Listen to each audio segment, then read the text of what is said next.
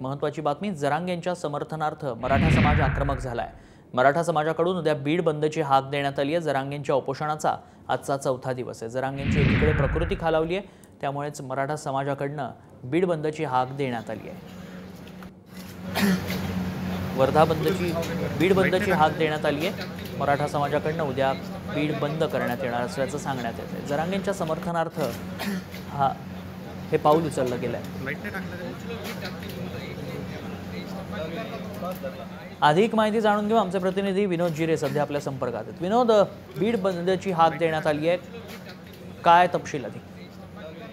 नक्कीच जर पाहिलं तर मनोज जरांगे पाटील यांचं उपोषण 6व्यांदा सुरू आहे। सराटे आंतरवली येथे मराठा समाजाला ओबीसी प्रवर्गातून आरक्षण मिळावं ही प्रमुख मागणी घेऊन मनोज जरांगे पाटील हे उपोषण करत आहेत आणि याच उपोषणाला पाठिंबा देण्यासाठी बीड जिल्ह्यातील सकल मराठा बांधवांच्या वतीने उद्या बीड जिल्हा बंदची हाक देण्यात आली आहे। त्याचबरोबर जे बीड जिल्ह्यातील मराठा बांधव आहेत त्यांनी मोठ्या प्रमाणात सराटे आंतरवली येथे दाखल व्हावं असं आवाहन देखील मराठा बांधवांच्या वतीने देण्यात आलं आहे। नक्कीच धन्यवाद आपण दिलेल्या सगळ्या सविस्तर माहितीसाठी।